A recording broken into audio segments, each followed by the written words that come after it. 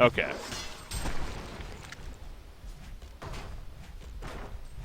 There we go. All right, so we should be back now. Okay, hopefully everything is good to go now. Again, we're having some technical issues with the Twitch's delay there, but set it on my side, and so now should be good to go, and all good. So I guess for the third time today, we'll do kind of just a quick introduction here, and we'll finally get things going. So, anyway, so here we are. Obviously, cycle number 5 coming at you guys. Round of 8. Do apologize for the late start. Again, that's 100% on our side, not the players. So. Take 100% credit for that. But anyways, here we are, Dawn versus Null Stone Gaming. This is one of the round of 8 matches. And so far, as you can see, we're in game 1. No bloodlust kills happens, or at least you haven't missed that. But what you did miss was the picking stage, where, as you may notice by now, on the Hellborn side of Null Stone Gaming, we're looking at both a Oogie as well as a Lord South Forest here. And those are two standout heroes, no doubt. The biggest thing to note, though, they're actually running a jungle Lord South Forest, being played by What You Got. So that's kind of a quick recap as far as things that are going on, and definitely some stranger things that are going on. Of course, I am joined by Mini Maggot here once again. So once again, welcome back, Mini Maggot. Hey, yeah, we just got back, but there might be actually a little bit of engagement here in the bottom lane. Keeper should be fine, perhaps. Yeah, okay, it's going to be in trouble, actually. Malika chasing him down, has that Enchanted Flame buff on and doing a lot of damage. Get the Forest Armor goes up. There's the Dust, though. Allows for another auto attack. And down goes Fuzzy Sloth. Well played by Tempest right there, coming in just in time with that Dust to assist for the kill onto Keeper the Forest. That's dangerous, especially since Probus got it, playing the Malekith here.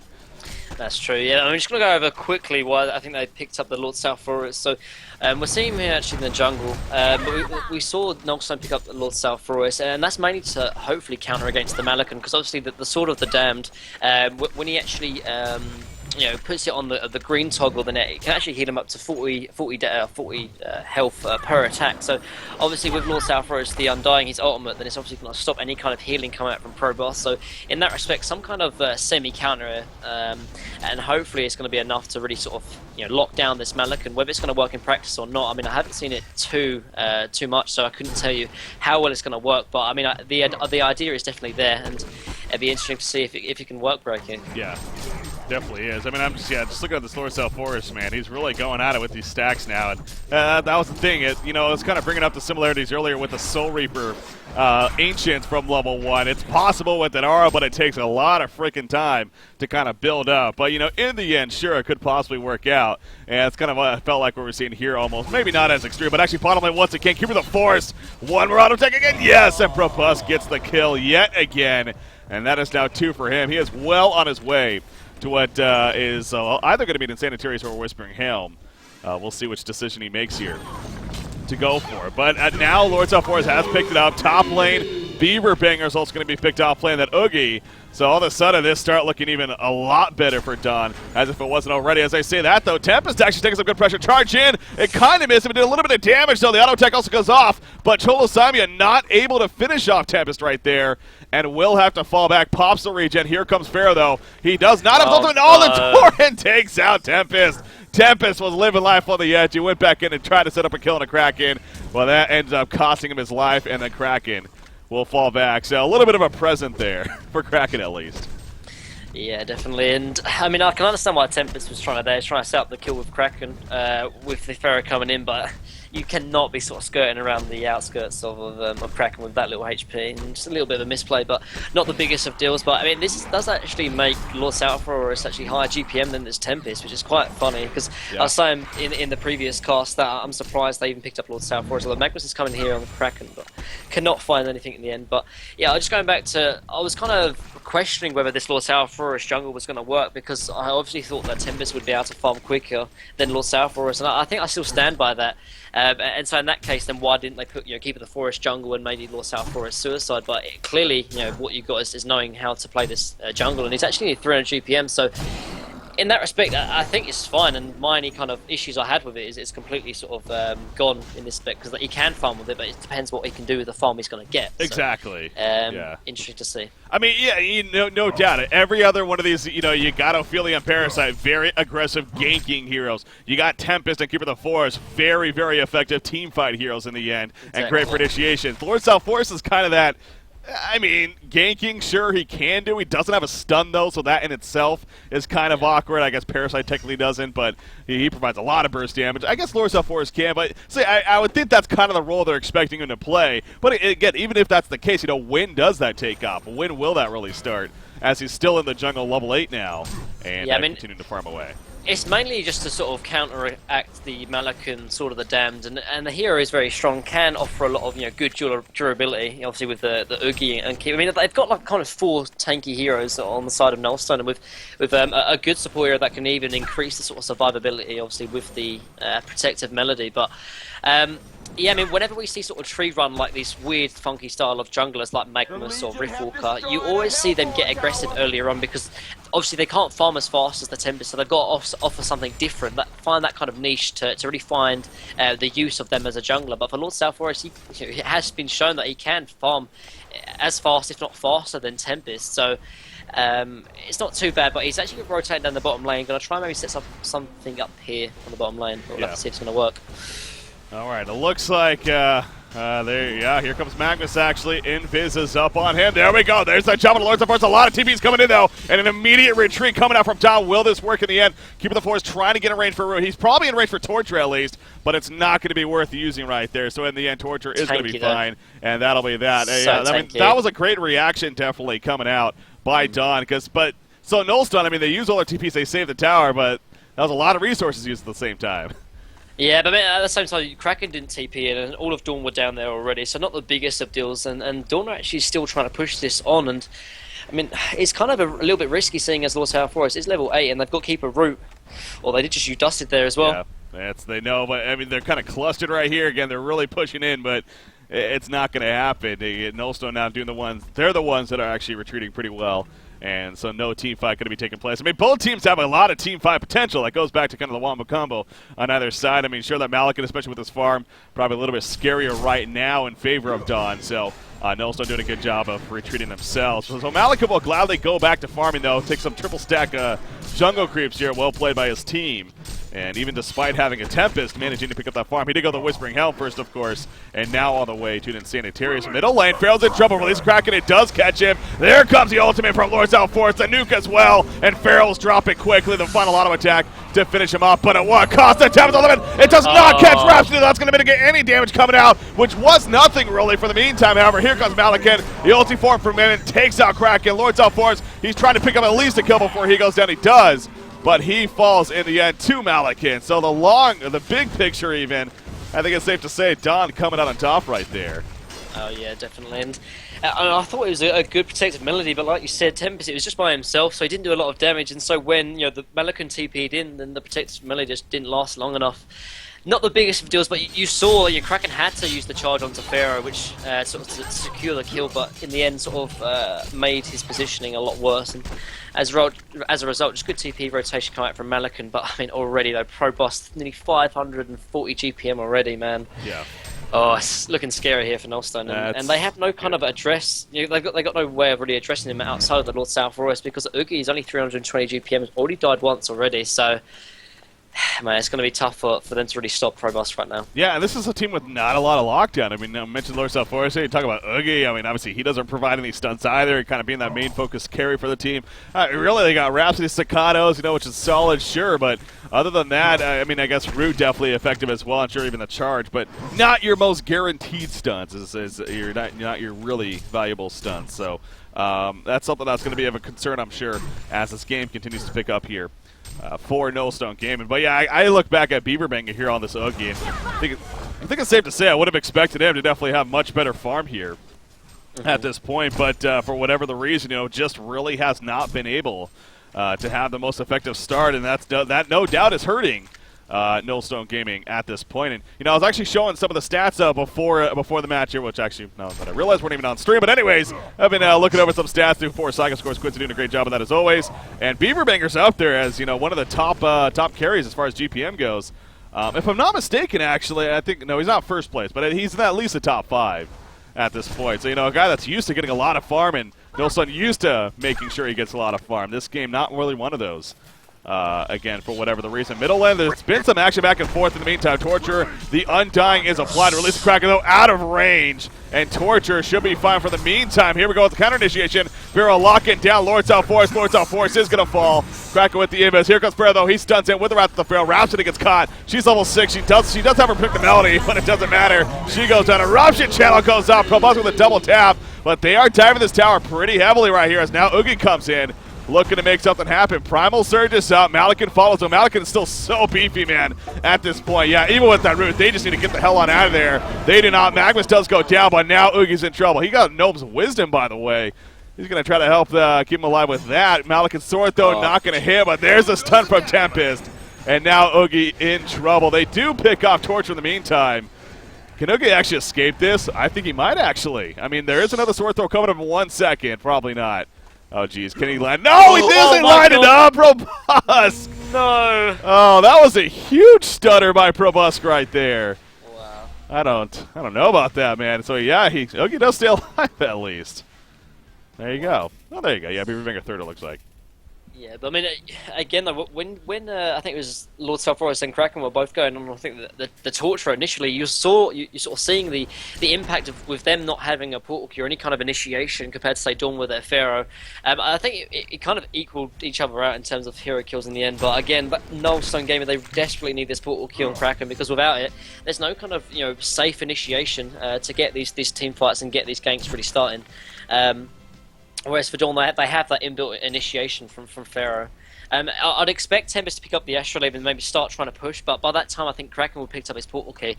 I mean, the perfect timing would have been where Tempest can pick up his Astrolabe and before Kraken portal key, because I think they could have took tower after tower because of the initiation advantage as well as the Astrolabe advantage. But with Kraken picking up a portal key, it's going to be a lot harder for Dawn to take these towers and start these pushes quite safely. But we'll have to see whether they're going to start pushing together. I mean, they're already rotating 3 to the middle lane, actually 4 with Magnus here as well, so they look quite happy to sort of push even without the Astrolabe on Tempest, but I mean, Kraken doesn't have the portal key either, so this could be a good timing actually. Yeah, this is definitely a pretty good timing coming out from Dawn right here. I mean, they got the 2,500 gold lead, 1,400 experience lead.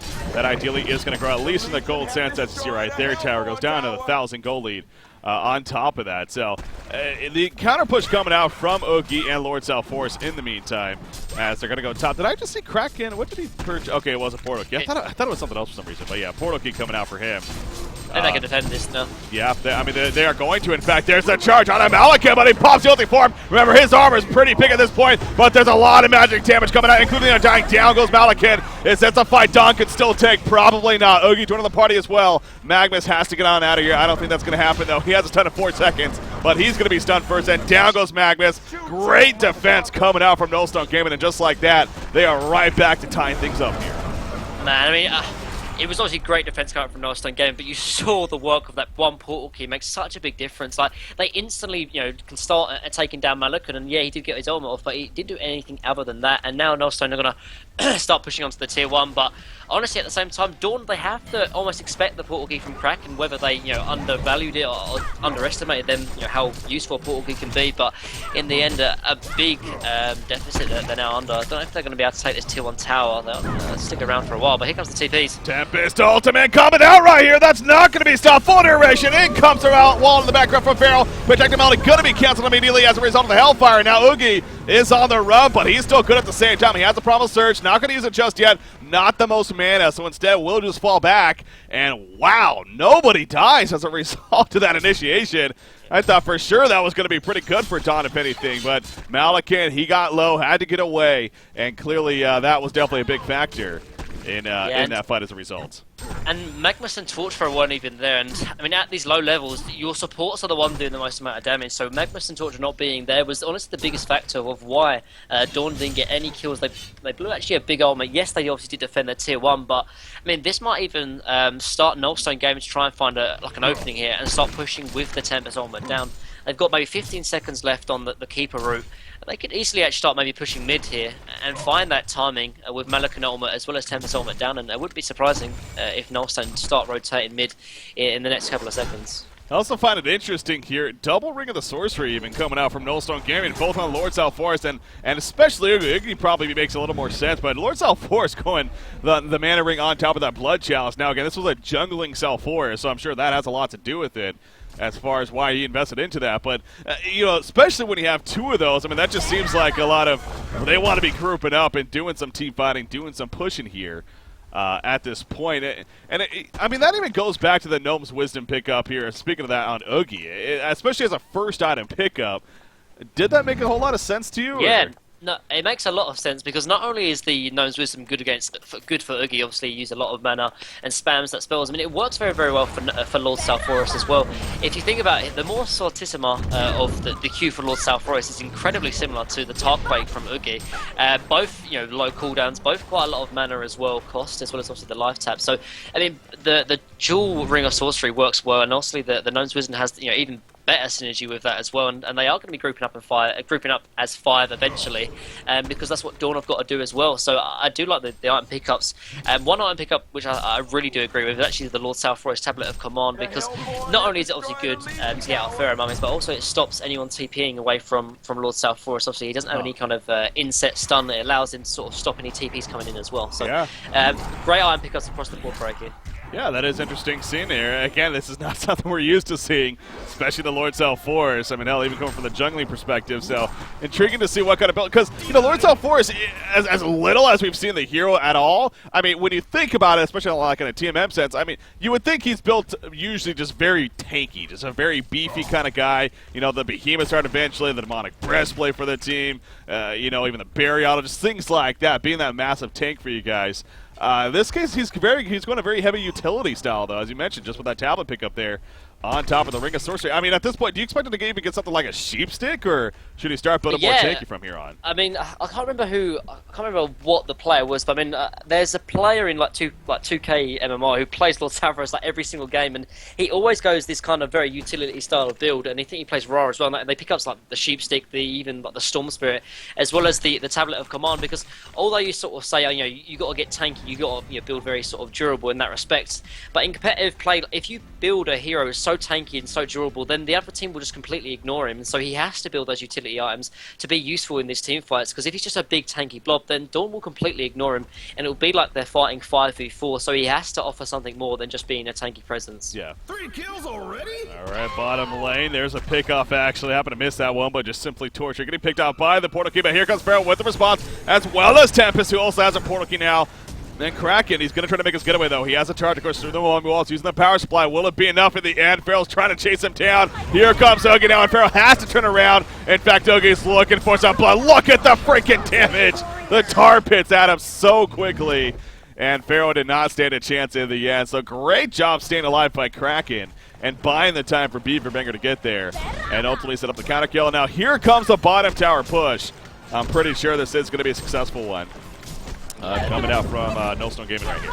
Yeah, Pharaoh's not going to buy back, but yeah, going back to the Oogie pickup, I think I mentioned it before in the other cast before we did, but it obviously didn't work, or didn't. We had some technical difficulties, but I mean the Oogie pickup here is actually very, very strong, because obviously Oogie does a lot of magical damage, as we saw before, but in this game it's going to work very, very well, because the only hero that's really going to be picking up a Shrunken Head is going to be the Malakun, maybe Tempest later stages in the game as well. So there's 3 ideal targets that you can dish out a lot of damage with, and in this case I think this is a very good Oogie game. Sometimes we see Oogie picked up, but not really for, you know, the bestest sort of purpose, and it's always good to pick up heroes obviously that have some kind of they fulfill a niche or some kind of set feature in the game, and in this game I think, you know, Lord South Forest and Oogie both do work, and as a result it's working. I mean, the 3,000 experience up about 1,000 gold ahead now, and for Dawn, as you see, actually Tempest actually picked up a portal key instead of going for the Astrolabe, so already their sort of all-in push style has sort of been changed here for Dawn. They're going to try and sit back,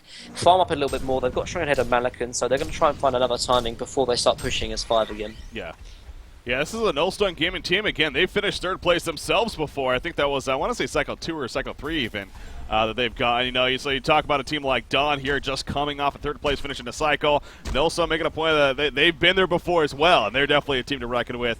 And they're going to kind of stall this momentum that Dawn, you think, would have maybe had coming in to what is cycle number 5. But again, it really just goes back to just how from the round of 8, from the very beginning, you can expect just really great matchups, and that's definitely what we are getting here once again. So, yeah, as we keep going back to, I do apologize, obviously, a little bit late of a start right here because of the technical issues. But when we were hyping it up, I mean, definitely got some great matches, and going to keep an eye on the other ones, of course, and looking forward to seeing how it all, plays out eventually into the following round. But anyways, a lot of roam coming out here from Dawn. It's 0-5 early as we're heading towards the bottom. Of course, Shrunken Head finished on Malikan, an absolutely huge pickup here against this Hellborn team. Oh, that's right. Wait, no. No, they didn't get second place, did they? They did, yeah. No. They did, yeah. I remember because we were talking about it, like how crazy it was. I remember. They got third, yeah. No, Willowkeeper always finished second. Quincy, damn it! I said it was you were second. so trusting in Quincy. I'm never trusting Quincy trusting again, in Quincy. Never again. Okay. Anyways, yeah, that point stands of third place finish. But anyways, middle lane, yeah. This is a big chance for another fight. Again, the Shrunken Head on Malikan. Here we go. Pharaoh jumps into Oogie. He has the icon of the goddess now. He has to spot the Primal Surge, which he does. The channel eruption could be solved in the background. Predictability, but it's out of range of Oogie. No, it's not. But it's canceled in the meantime. Oogie's still dropping, but now he's alive. The Tempest on him now. Is that going to be stopped? Yes, it is. Kraken comes in with a charge, and Tempest falls shortly after. Look at Oogie, man. His life swing is so freaking crazy with that Primal Surge. The Tar Pits are coming out, and the Legion team in full retreat mode once again. Malikan's going to fall as the Shrunken Head wears off. Torture in the background. He's in trouble, and Lord Salfor is going to chase him down with the nuke, as I just simply call it. And everybody stays alive for Null's.Done. The power of Oogie really was shown right there, but also some good teamwork at the same time. Oh, yeah, definitely. But, I mean, you'll see the effect how 4 strength heroes can have such a big impact, because if you think about it, the only kind of physical presence that Dawn had is the Malikan, and he doesn't have all that much damage. He's got obviously the Whispering Hound and the Shrunken Head, both kind of defensive items, really sort of farming items, and they don't have anything to really cut through this tanky presence from Null.Stone. Add to that a Rhapsody, obviously, with the Disco Inferno and the Protective Melody.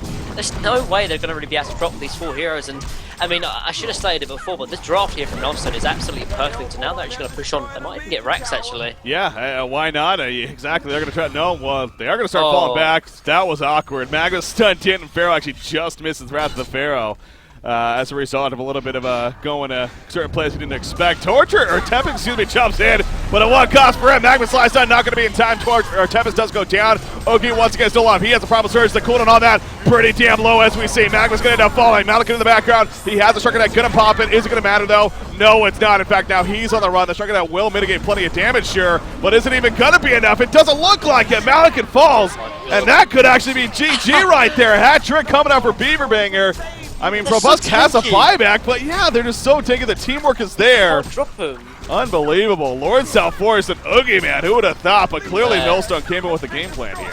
Yeah, I mean, this, I can't honestly emphasize enough how strong this draft is coming from Null.Stone, and I love the innovation. We initially questioned obviously the Oogie and Lord Salforest, but both of them have played such an important role in this game right now, Breaky. And I mean, like, just in a matter of minutes, honestly, the game has completely swung into obviously a massive advantage here for Null.Stone Gaming. But I mean, if you think about it though, I mean, the meta here, or kind of like the meta of the last couple of cycles, have been like a lot of team fight, a lot of sort of bursty heroes like Magnus, we've seen Pebbles from Zinc, obviously Tempest, Torturer, even like Pharaoh in those respects, and they don't have a lot of hard late game carry, like your Dark Players, like your Silhouettes, and what's perfect against these sort of heavy bursty lineups is the heavy durable strength heroes that Null.Stone have 4 of them. Like, there's no way they can easily bring down one, let alone all 4 of them, Breaky. Like, the only person that can really address these tanky heroes is Malikan, and like I said before, he doesn't have enough farm to really address these tanky heroes. And I mean, it just goes back to an incredible draft come out from Trent. Honestly, I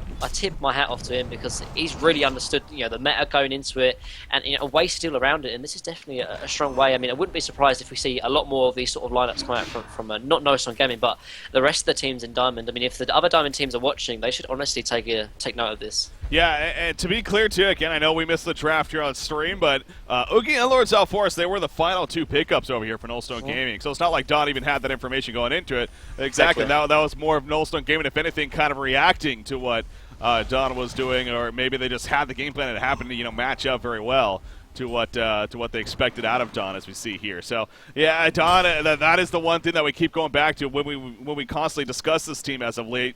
it does fall back a lot on the go-to carry in Pro Bus. So it seems like they're either going to live by his carry or they're going to die by his carry. And, you know, because he just soaks up so much farm. I mean, you see it right here again. 450 gold per minute. Next closest being that Tempest, only at 280. And it's basically been that gap, if not more, throughout most of this game. You compare that to the other side, you know, there's a lot of even spread coming out. Yeah, I even glanced up after that fight, not expecting to be so high of a gap, but holy crap, 16,000 gold lead and 18,000 experience lead all of a sudden for Nullstone Gaming here.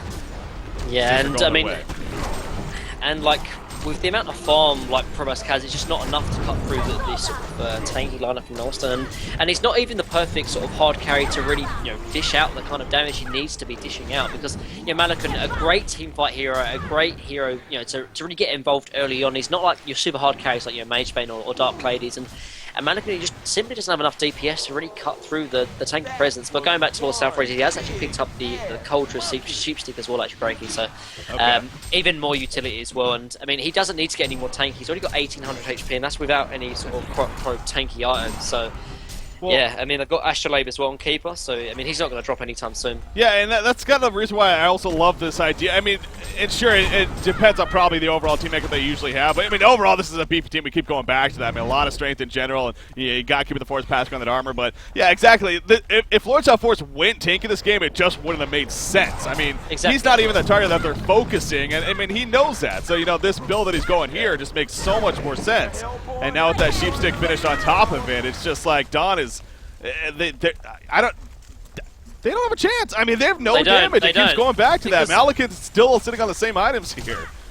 Yeah, I mean, I don't want to get too much into it, but I mean, like, if you think about it, they're so sustainable the side of Nullstone, and if you think of Dawn, they have a lot of, you know, one ultimates, and that's all they've got in terms of team fight. They've obviously got the Magmus ultimate, the Tempest ultimate. If they don't kill anyone in that sort of time, then they've got nothing to do, but they're going in now. Oh, this is not going to be a good start. Malakin right away locked down. He's forced to pop the ultimate as well. Trigger and Tempest gets pulled in as well. Protect him out. Going to be stopped immediately. No, Tempest ultimate coming out. He drops immediately. I believe the puzzle box even helping to do some work right there. Malakin in the background. He sword throws away. Double tap in the meantime. Coming out for Beaverbanker. They will pick off Rhapsody.